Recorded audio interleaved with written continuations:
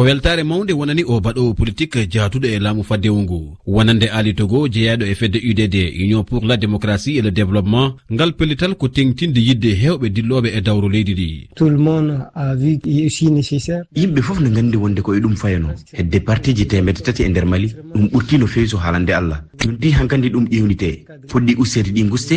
ngam leydi ndi ina daña mbaadi kesiri rewndi laawol ina heewi ɗi ganduɗa e hay hunde pawaki so ɗum waɗi ma walla hay wotoɓe ɓe pour permettre aux citoyens de se retrouver. So tawi hewɓe ina beltani nde fodande o biyeteɗo Binteli suko dillowo e politique mo fedde MRP mouvement de la résistance panafricaine kañum ne holliti wonde yidde mum koyo sukaɓe ɓe kokke fodde mumen e ɗe jewte mbele aɓe mbawa addude yiyande mabɓe. C'est extrêmement important qu'il y ait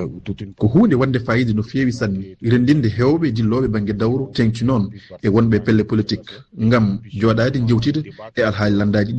ɗi landaji ɗi ganduɗa kewgal mumen yimɓe fof ina gandi wadde ina hani ɗi kesɗitine beele iɗi jaati e jamanu e ko Mali yiɗi oɗo saaha min so tawi mbiɗo waɗa noddago walla erago ko yoɓe gaccu hakkillaji e sukaɓeɓe emin poti jeeyede ɗo gueɗe leydi ƴettete pelle kese dañe dewɗi lawol ganduɗi ko poti wadde des partis politiques responsables. Ngal pellital so laatima ina anniyi addude waylo mantidiɗo e dawro leydi Mali fandare adine nde ko ustude kewgol pelle dawro ɗe yoga e lundiyankoɓe ɓe noon kolli kulol e sikkitare mumen.